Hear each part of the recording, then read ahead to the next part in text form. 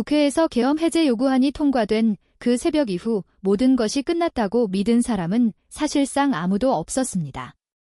겉으로는 수습처럼 보였지만 실상은 실패한 내란을 끝까지 이어가려는 두 번째 설계가 이미 조용히 작동하고 있었기 때문입니다. 김용현 전 국방장관이 민간인이던 노상원 전 정보사령관에게 여러 차례 전화를 걸었다는 사실은 우연이 아닙니다. 망했다. 애들 다 철수시켰다. 다 내 탓이다라는 말들은 사후 반성이 아니라 상황 공유에 더 가까운 언어였습니다. 여기서 중요한 질문이 등장합니다. 이 사건은 어디까지가 개인의 일탈이고 어디부터가 조직적 기획이었느냐는 문제입니다. 그리고 그 질문의 핵심은 통화 그 자체가 아니라 그 다음에 이어진 행동과 시나리오에 있습니다. 노상원 전 정보사령관이 경찰에 진술했다는 이른바 3단계 대응 방안은 위기관리의 외형을 쓰고 있지만 실제로는 책임 회피와 권력 연장의 매뉴얼에 가깝습니다. 첫 단계는 사과 기자회견.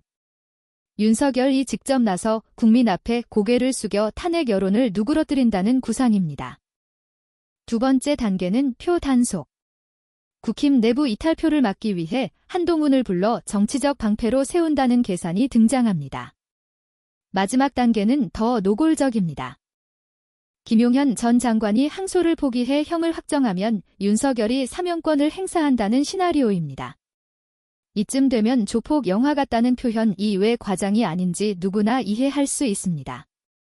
문제는 죄가 드러났을 때 진실을 밝히려 한 게 아니라 드러난 죄를 어떻게 봉합해 권력을 유지할지를 먼저 계산했다는 점입니다. 노상원 전 정보사령관은 자기 머릿속에만 있던 계획이라고 말했지만 현실에서 벌어진 일들은 그 계획과 너무도 닮아 있습니다. 탄핵소추안이 발의되자 윤석열은 곧바로 한동훈 등을 대통령실로 불렀고 한동훈은 공개적으로 탄핵 반대 입장을 밝혔습니다. 며칠 뒤 윤석열의 대국민 담화가 이어졌고 1차 탄핵안이 정족수 미달로 무산되자 김용현 전 장관은 돌연 검찰에 자진 출석합니다. 이 흐름을 우연이라 부를 수 있을까요? 계엄 해제로 모든 것이 끝났다는 말은 사실을 지나치게 단순화한 자기 위안에 불과합니다. 내란은 실패했지만 그 실패를 정치적으로 되살리려는 엔진은 오히려 그 순간부터 다시 걸리기 시작했습니다. 그리고 바로 그 지점에서 지금의 한동훈 프레임이 만들어지기 시작합니다. 일부 보수 언론과 패널들은 한동훈을 마치 계엄을 막은 영웅처럼 포장합니다. 하지만 그 시점에 한동훈이 강조한 것은 계엄 해제가 아니라 탄핵을 막아야 한다는 정치적 입장이었습니다. 영웅 서사는 편리합니다. 잔혹하고 복잡한 내란의 실체를 한 사람의 미담으로 단순화할 수 있기 때문입니다. 그러나 단순화의 대가로 진실은 잘려나가고 책임의 방향은 흐려집니다. 이 사건에서 중요한 것은 누가 어떤 말을 했느냐가 아니라 누가 어떤 행동으로 어떤 결과를 만들었느냐입니다. 탄핵 저지 움직임이 노상원의 3단계 시나리오와 맞물려 돌아갔다면 그 접점은 반드시 수사로 확인되어야 합니다. 이것을 비슷했다는 말로 덮는 순간 그 자체가 기록을 흐리는 또 하나의 정치 행위가 됩니다. 이제 질문은 분명합니다. 영웅을 만들 것인가 아니면 기록을 남길 것인가? 이 사건을 단순한 정치 공방으로 만들려는 시도는 항상 같은 방식으로 등장합니다. 의도를 묻지 않고 구조를 지우고 인물을 미화합니다. 요즘 반복되는 질문도 그렇습니다. 그때 한동훈이 계엄을 막지 않았느냐는 질문 말입니다. 하지만 기록을 따라가면 그 질문 자체가 얼마나 교묘하게 논점을 비틀고 있는지 드러납니다. 그 시점에 한동훈이 공개적으로 말한 것은 계엄 해제의 주체가 누구였는지가 아니라 탄핵안이 통과되어서는 안 된다는 정치적 메시지였습니다.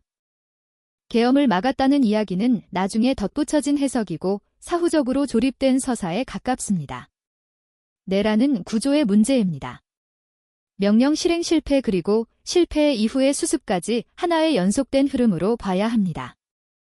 그 흐름 속에서 누군가를 떼어내 영웅으로 세우는 순간 책임의 고리는 자연스럽게 끊어집니다. 그래서 이 프레임은 악질적입니다.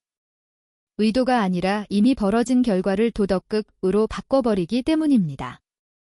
내란의 본질은 누가 선했는지가 아니라 누가 어떤 선택을 했고 그 선택이 어떤 결과를 낳았는가입니다. 노상원 전 정보사령관의 3단계 대응 방안은 바로 이 지점에서 다시 소환됩니다. 사과로 시간을 벌고 정치로 표를 묻고 사면으로 법적 책임을 지운다는 구상. 이 시나리오는 단순한 상상이 아니라 실제 정치 일정과 놀라울 만큼 겹쳐집니다. 윤석열의 담화 시점 국힘 내부의 표단속 움직임 그리고 핵심 인물들의 역할 분담 만약 이것이 우연이라면 우리는 너무 많은 우연 동시에 받아들여야 합니다. 그래서 수사의 초점은 누가 무엇을 주장했는지가 아니라 누가 어떤 연결고리 역할을 했는지에 있어야 합니다. 그런데 이 연결고리를 흐리는데 가장 효과적인 방법이 무엇일까요? 바로 영웅 만들기입니다. 영웅이 등장하면 설계자는 배경으로 사라지고 구조는 설명되지 않으며 책임은 감정의 안개 속으로 들어갑니다. 지금 일부 언론이 하고 있는 일은 사실 확인이 아니라 서사의 재배치에 가깝습니다. 그리고 그 재배치의 결과는 항상 권력자에게 유리하게 작동합니다. 이것은 양심의 문제가 아니라 인간다운 태도의 문제입니다. 아직 수사 기록 속에서 내란의 그림자가 살아 움직이고 있는데 그 위에 미담을 덧칠하는 행위는 사회 전체에 대한 모욕에 가깝습니다. 그래서 이 사건의 핵심은 결국 하나의 물증으로 수렴됩니다. 바로 노상원 수첩입니다. 그 수첩은 계획이 어디까지 공유되었는지 누구에게 전달되었는지 어떤 단계에서 현실과 맞물렸는지를 밝힐 수 있는 거의 유일한 열쇠입니다. 보도에 따르면 이 내용은 내란 특검 백서에 담길 예정이고 수첩 수사는 국방부 특별수사본부가 이어갈 계획이라고 합니다. 바로 이 지점에서 사회의 불안이 시작됩니다. 수사가 계속된다고 해서 진실이 자동으로 공유되지는 않기 때문입니다. 사건의 본질이 사회적 합의의 형태로 정리되지 않으면 정치는 각자 유리한 조각만 떼어 자기 이야기로 만들게 됩니다. 이미 그 징후가 한동훈 프레임에서 드러나고 있습니다. 내란의 설계와 실행 실패 이후의 수습 그리고 탄핵 저지 시도까지 이 모든 것이 하나의 흐름이라면 그 흐름을 끊는 방법은 추측을 멈추는 것이 아니라 기록으로 결론을 내는 것입니다. 그래서 2차 특검이라는 말이 현실적인 요구로 등장하는 겁니다. 사건이 크면 특검 하나로 끝나지 않습니다. 첫 특검이 지도를 그렸다면 다음 특검은 남은 퍼즐을 맞춰 법적 결론을 내려야 합니다. 그렇지 않으면 이 사건은 영원히 정치적 논쟁으로만 소비될 것입니다. 특히 위험한 상태는 사실이 확인되지 않은 채 공포와 분노만 떠도는 국면입니다. 노상원 수첩의 내용이 끔찍하다는 말만 반복되고 무엇이 어떻게 확인됐는지는 사회가 공유받지 못하고 있습니다. 이 공백을 무엇이 채울까요? 대개는 왜곡과 소문 그리고 정치적 해석이 그 자리를 차지합니다. 그래서 지금의 구속 판단과 추가 구속 흐름은 단순한 절차가 아니라 마지막 안전장치에 가깝습니다. 김용현 전 장관은 구속기간 만료를 하루 앞두고 추가 구속이 결정됐습니다. 여인영 전 방첩사령관 역시 추가 구속되었고 혐의는 일반이적죄로 구체적으로 적시되었습니다. 사건의 중심에는 계엄 선포 명분을 만들기 위해 평양 무인기 침투 작전을 벌였다는 외환 의혹이 놓였습니다. 그리고 더 무거운 지점은 윤석열이 그 작전의 최종 지시자로 지목됐다는 사실입니다. 특검 측은 비정상적이고 은밀한 군사작전의 특수성을 강조하며 진술을 맞출 우려와 증거인멸 가능성을 제기했습니다. 법정에서는 하급자에게 책임을 전가하는 태도 역시 구속 필요성을 가중시키는 사유로 언급됐습니다. 반면 윤석열 측은 일반이적죄 성립 자체를 부정하며 공소장의 범죄 사실이 특정되지 않았다고 맞섰습니다. 이 장면에서 중요한 것은 언론 용 말싸움이 아닙니다. 법원이 어떤 판단 구조를 축으로 삼느냐 그 방향성입니다. 같은 재판부가 김용현 전 장관과 여인영 전 사령관의 추가 구속을 결정한 만큼 윤석열의 추가 구속 여부 역시 그 논리의 연장선에서 판단될 수밖에 없다는 관측이 나옵니다. 구속 만료일은 내년 1월 18일로 제시됐고 재판부는 12월 30일까지 추가 의견서를 요청했습니다. 결정 시점이 12월 30일 이후가 될 가능성이 거론되는 이유입니다. 여기에 또 하나의 변수는 구속 만료 이틀 전에 예정된 체포방해 혐의 1심 선고입니다. 만약 실형이 선고된다면 구속기간 연장 판단의 구조 자체가 달라질 수 있다는 분석도 나옵니다. 이 모든 일정은 복잡해 보이지만 문질은 단 하나입니다. 내란과 외환 의혹을 정치적 논쟁으로 볼 것인가 아니면 형사사건으로 끝까지 다룰 것인가 그리고 이 질문에 대한 답은 법원이 쥐고 있습니다. 문제는 내란의 설계자로 지목된 인물들이 항상 시간으로 빠져나가려 했다는 점입니다. 계획은 단계별로 짜였고 실패 이후의 수습까지 단계별로 상정됐다는 진술이 나왔습니다. 탄핵을 막고 표를 단속하고 사면까지 염두에 둔 구상이라면 그 다음에 남는 전략은 법정에서 버티는 일입니다. 증거를 흐리고 책임을 아래로 밀어내고 논점을 분산시키고 여론을 다른 곳으로 돌리는 방식입니다. 노상원 전 정보사령관이 검찰과 특검 조사에서 입을 닫았다는 보도는 이 흐름을 더 분명히 합니다. 말이 바뀌고 침묵이 시작되는 순간 수사는 오히려 기록과 물증으로 더 밀어붙여야 합니다. 그리고 그 중심에 다시 노상원 수첩이 놓입니다. 아직 이 수첩은 사회적으로 납득 가능한 수준이 진실규명으로 이어지지 못하고 있습니다. 이 공백을 악용하는 가장 대표적인 방식이 바로 한동훈 영웅 만들기입니다. 어떤 프레임은 사실을 왜곡하는 수준을 넘어 사실의 방향 자체를 뒤집어 놓습니다. 계엄을 막은 사람이 아니라 탄핵을 막으려 했던 장면을 계엄을 막은 행위로 바꿔버리는 방식입니다. 이렇게 되면 논점은 완전히 달라집니다. 내란의 설계와 실행이라는 구조적 문제는 사라지고 누가 더 도덕적이었는가라는 감정적 평가로 전환됩니다. 하지만 내란은 도덕극이 아닙니다. 누가 더 선해 보였는지가 아니라 어떤 결정이 어떤 결과를 만들었는지가 유일한 판단 기준이어야 합니다. 이 전환은 특정 인물에게 극도로 유리합니다. 내란의 책임은 흐려지고 수사가 가야 할 방향은 흔들리며 사회의 분노는 이미지 싸움 속으로 흡수됩니다. 그 과정에서 실체는 점점 멀어집니다. 그래서 지금 한동훈이 정치권 전면에 다시 등장해 자기 서사를 싸는 장면은 단순한 복귀 문제가 아닙니다. 이것은 정치의 문제가 아니라 수사와 진실 규명의 문제입니다. 만약 노상원 전 정보사령관의 3단계 시나리오 속에서 한동훈이 중요한 고리로 등장한다면 그것은 칭송의 대상이 아니라 규명의 대상이 됩니다. 그때는 몰랐다는 말이 통하려면 몰랐다는 주장만으로는 부족합니다. 그 말을 뒷받침할 기록과 증거가 함께 제시되어야 합니다. 정치 무대에서의 인터뷰로 덮을 수 있는 사안이 아닙니다. 그래서 이 사건은 이미 정치의 손을 떠났습니다. 이제 필요한 것은 설명이 아니라 확인입니다. 그리고 그 확인의 출발점은 다시 노상원 수첩입니다. 수첩은 계획이 언제 누구에게 어떤 방식으로 공유되었는지, 실행 단계와 어떻게 연결됐는지를 보여줄 수 있는 유일한 기록입니다. 만약 이 기록이 끝내 사회 앞에 제시되지 않는다면 그 빈자리는 신화와 프레임이 차지하게 됩니다. 역사는 늘 그랬습니다.